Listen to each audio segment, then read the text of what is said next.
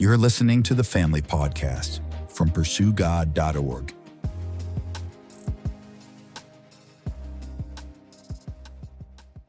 Okay, parents, today we're going to tackle what I think every parent can relate to. Just trying to get some peace and quiet, whether it's a long day from work and you're home and you just need a little bit of that bridge time from transitioning from work role to being mom or dad, or you're just out to lunch, or you're in Target trying to buy a few things, or you're at the grocery store and you're just trying to keep your kids quiet and entertained. And so you use the phone and iPad as your way of creating some peace, right? We've all been in that place where our kids are having a meltdown and we're just desperate. We're desperate for them to be quiet. I remember that so much with my kids, just a few times being at the store and just being like, oh my gosh, what am I going to do? My kid is totally freaking out right now and they're not listening to my verbal correction. I'm going to have to leave this grocery cart to follow through on my discipline, which is if you do not get yourself under control, like we're going to have to go out to the car and when we get home, there's going to be a punishment, whatever it was. It's hard sometimes as parents, like you just want some peace and quiet. And so technology can be a very easy go-to thing. But what I want to explore with you today is why we need to be mindful of not making that a habit. So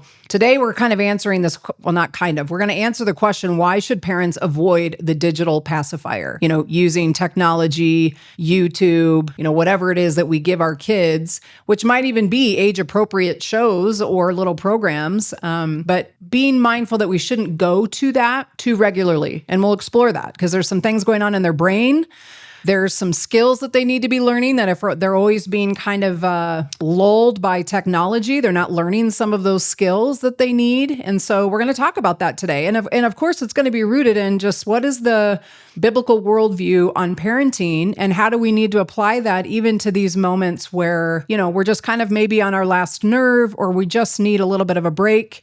How can we manage the technology piece without abusing it or relying too much on that? Now, I know that when my kids were little, we didn't have access to the iPads and the phones, but I see it every time I'm out for a meal, certainly like on an airplane, you just see lots of young kids on their iPads and on phones. In fact, I remember we were babysitting or a friend was over that had a kiddo that was maybe 2 years old and they knew how to swipe on the phone. They understood, like, I want to watch another video, I want to do something. And they had like their little finger was like doing the swipe motion. I mean, it's crazy how young kids are being introduced to technology. And so we just want to be careful of that. So parents, I don't want this to be like, I'm not being judgmental here.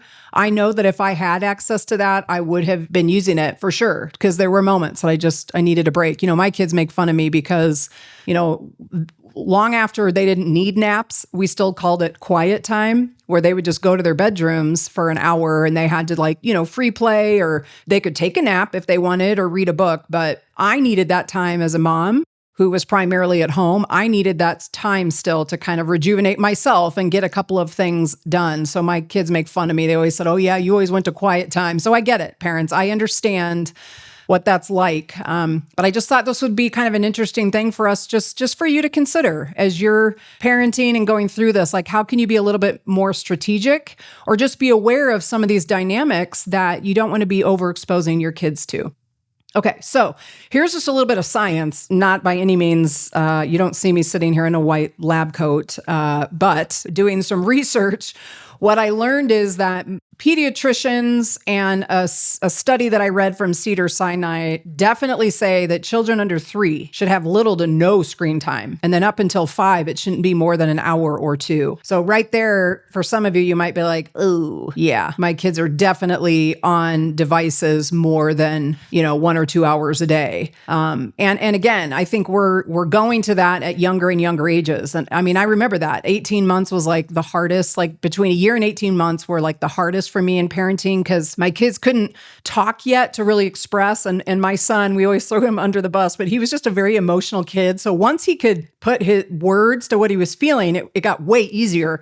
But up until then, it was just like he was just whining and crying. That was like his way of saying, like, I'm not happy or I'm missing something or whatever. So I could totally see myself just being like, here, take my phone. Can you please just stop your whining for a little bit? But pediatricians and studies are showing that children up to 3 should not be on devices at all. And up until 5 should really only be 1 to 2 hours. And the reason is because the brain is in this critical stage of development. Well, they call it myelination, where it's the coating on your nerve fibers that's speaking, like sending the signals to your brain and then out to your body. So I guess the way that impacts your kid's brain, especially if they're watching things at a faster pace than what would be age appropriate. If you think about like the old shows that would be on like PBS and stuff that were designed as age appropriate, like it was slow moving, it would be like one character. But nowadays, our kids can find all sorts of stuff on YouTube that's not necessarily age appropriate, and it's kind of overstimulating their brain, and it's messing up that biological process and those nerve fibers that are supposed to be building up this myelination and protecting the brain and making it helpful for the brain and the body to be sending the cues to one another. And I guess according to the study, what can happen is it impacts then language, reading, and cognitive development if those nerves are not coded correctly and the brain isn't overstimulated at too young of an age that the brain just isn't ready for that. So that's something to consider, that, your kid's brain is developing some really crucial things when they're young. And so you're disrupting their brain's ability to kind of develop at the pace it's supposed to go, and it's kind of hurrying it along. The other thing the studies say is that overstimulating the visual means they're not developing the auditory, and auditory is important for learning things like social skills and language. Okay, so that's just kind of a little bit on the brain. Like I said, I'm not a scientist, so this is just kind of from the studies I read. But I think that's important, parent, for us to pay attention to what's happening with our brain development in our kids, and how does technology start to disrupt that, and could set our kiddos back a little bit. I know that's not our heart's desire. The other thing that the studies show, they did a huge study, by the way, that was like over almost 300,000 kids, that the higher use of screen time, kids were having more internal problems of anxiety and depression, which I don't think anyone can deny this anymore. And a lot of that's social media also. But the technology, phones, social media has really impacted our kids to internalize anxiety and depression. So, right, instead of, like how it was when I was growing up, like if I wanted to be entertained, I was either imaginary play in my room by myself, or I was playing with the kids outside and, people that lived in my neighborhood. Whereas now a lot of our kids are just kind of staying at home, they're on their devices, they're playing video games, and so they're not developing these skills that they need socially, how to manage emotions like being disappointed or being sad or being left out. So what happens is then parents are also like using it as the pacifier, is like, your kid comes home from school and they're sad. So you're like, just go, play on your phone or get on your iPad, like whatever you can do to make them feel happy in that moment. But the problem is then they're not building that muscle that they need to learn how to cope with harder emotions and how to deal interpersonally with kids. And so it's creating this whole generation of kids that have a lot of anxiety and depression because they can't process their emotions, or they haven't learned how to develop that because they've used the device as the way to escape. And parents, I think if we're honest, that's what we have to be mindful of, that we aren't using the device for ourselves, first and foremost, to escape from stress or sadness or whatever, and that we're not modeling that for our kids. Like, we should be very mindful of even what we're doing with screen time and making sure that our kids are not missing out on the things they need to be developing and learning about, because it's just too easy. It's just too easy to go to the video games or to the iPad. Okay, now this has been an interesting thing. This is coming out more and more in the news as we just learn more about how social media works. But in particular, YouTube and the algorithm, like this is how this stuff works. They are specifically designing these social media platforms, including YouTube, even though it wouldn't consider itself a social media platform, that the algorithm starts to feed you what you like, right? More and more. So it's just kind of getting you addicted to, ooh, I liked that video. Now it's going to show me another one that's like it. And so even with our kids, when they're watching these shows, YouTube's just going to constantly feed them another video, another video, another video. And so what happens with kids with this, it's like they're just kind of getting consumed. They're consuming all this information. Whereas like in the old days, like my kids that watched PBS, it's like the Sesame Street show or Arthur or whatever it was 30 minutes. And so there was a beginning and an end. And then, the show was done. Whereas now kids can just sit on the phone or their iPad and just scroll to the next video, keep going and keep going. And again, that's not helpful. That's dangerous for our kids because again, it's creating in them, not only is it impacting their brain and its ability to develop, but it's also impacting them from being in real world relationships, interacting with the world, learning how to grow through all of those things. And they can just sit there and consume. So again, think about that with your kids, the habits that you've seen so far. We need to interrupt that. We need to stop that, especially if your kids are between like the ages of 3 and 5. Okay, so to end today, because this is the thing, parents, again, if I were parenting today, I know that I would definitely utilize the iPad and the phone. So I'm not saying like you can't ever use technology. The point is, let's just be more strategic about it. And as you know, from all of our resources at Pursue God, I just want to hit on a few things before we just talk about maybe some practical applications to this topic today. Like how can we avoid the digital pacifier? What do you expect me to do, or what's the better way? As I just want to remind us of just what the Bible speaks to of the role of a parent, right? Proverbs 22:6 says, direct your children onto the right path, and when they're old, they won't leave it. Now, again, that's a principle, not a promise. But that key word there is direct, right? Like our job as parents is to be active in the role of shepherding our child's heart, of mentoring them, of training them, teaching them the right path, which means an active role. So I think for a lot of parents, like we can kind of get into these modes, and maybe it's because you've got other stressors going on, and I understand that. But our job as parents is really important, and we can't just take constant breaks. We can't just let the excuse be, I'm just tired. It's been a long day. I don't have enough energy. I mean, if that is the case, then I strongly encourage you to find ways to get breaks, to go pursue a hobby, to get a babysitter, to a family member, your church, something where you get some of that space that you need, because certainly mom and dad's mental health matters in terms of the kind of parent they want to be. But I think generally we just are living in a society where it's like, just give it to me fast and give it to me easy. And I just want to challenge all of us that we don't take the easy road of like, what can I do to just shut my kid up right now? Versus how do I need to be intentional with my kids? How do we structure our family life? When we go out to dinner, we're on the airplane. Instead of just putting that in front of them right away, it's like, okay, well, before you get 30 minutes of technology, we're going to read this book, or you're going to do this coloring page, or, whatever it is. There's some things you can do to show some intentionality rather than just what's the easy thing to do. I don't really want to deal with my kids right now. And to me, I love the heart of Jesus. When we look at the passage in Mark chapter 10, that Jesus is going around, he's teaching, he's healing people. And so the disciples, I'm sure they're all pretty tired. It's been a pretty exhausting ministry season for them all.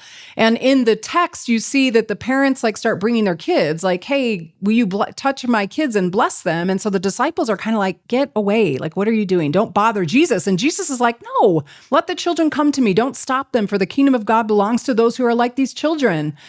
So I think we can take a good example from Jesus, even as parents, that sometimes, yes, we are kind of like, little ones, you're annoying me. I'm tired. I don't want to deal with you.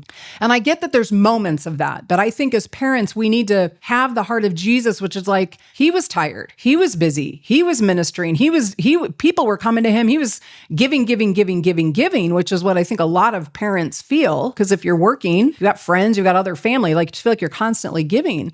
But our kids deserve our best. So let's just keep that in mind, that we're not looking to just the simple thing or to avoid things, but rather to say, no, children, come to me. It's important for us to be in relationship. It's important for me to give time and energy to you. Not all my time and energy, but more time and energy.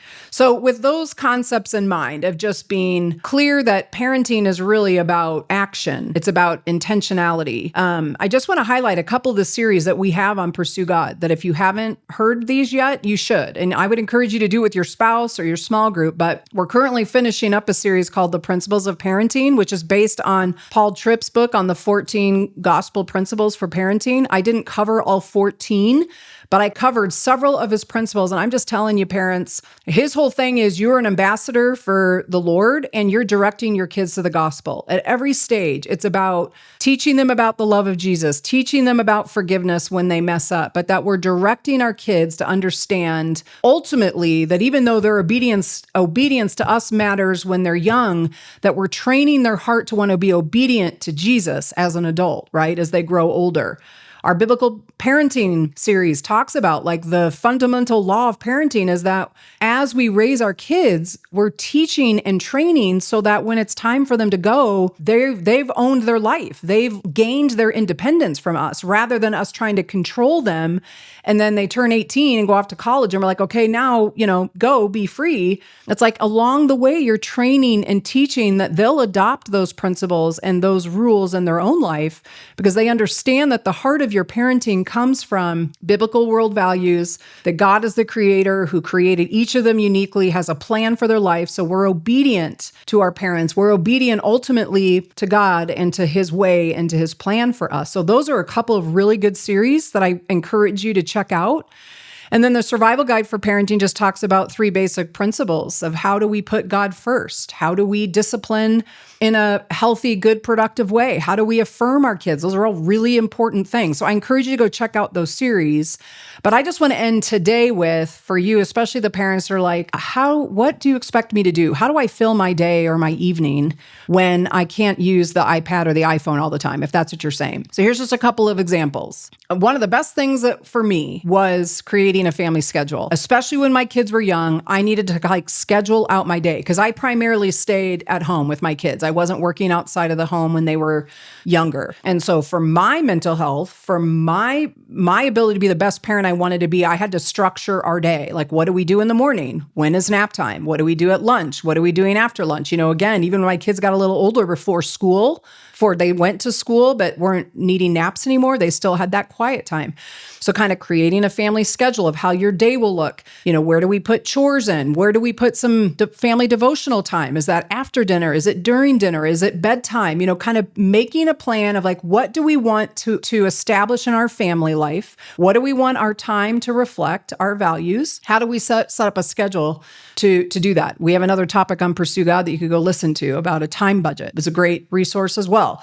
Here's the other thing, prioritizing outside play. With our kids, instead of them just coming home from school or they went to kindergarten half day or preschool a couple days a week, instead of them just coming home and immediately going to the iPad or to the phone to say, we're going to go outside and play for X amount of time. You're going to go do this. And then, if you get these things done, then you could have 30 minutes on the phone or whatever. And again, for kids that are under the age of 3, you really should be working to have no digital time, except for maybe those rare times where it's like, you're on an airplane or, you're at an important meeting and you need your kids just to be taken care of for a little bit. I get it. There's going to be moments that you're going to need the technology, but generally at home, that you're prioritizing being outside, that you're playing a game with your kids rather than just being like, here's the phone, I'm busy or I'm tired. Implement imagination time. Again, this was some of the things, I remember this as a kid. And I feel like the research is showing that our kids have just gotten away from imagination because we're not creating space for that, where they're in your room, with nothing else to distract them. Play, create something, pretend to be, the princess or, the superhero or whatever it is. Just really encourage imagination, even drawing or playing with blocks and building something, just using their imagination, their brain in a different way. So if and when technology is a part of your life to some degree, like I said, especially once they get, past the age of 5, I think there should be some no technology rules. We talk about this in some other topics, especially as they get into the teenage years, where, you don't have the iPad or the phone in your room alone. Phones are charged in a central place in the house. So you're avoiding those times where kids can find many yucky things on their phones that have access to the internet that you may not even realize they've been exposed to.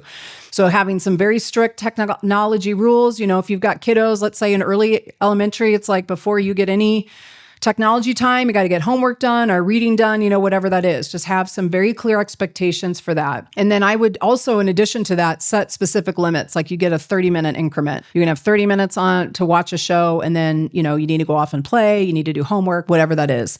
I mean, again, parents, at the end of the day, I just felt like this, I've just seen this so much with people in my life. And like I said, I observe it everywhere I go, that it would be easier to just put the phone or the iPad in front of your kids. And I get it. I get the temptation of that.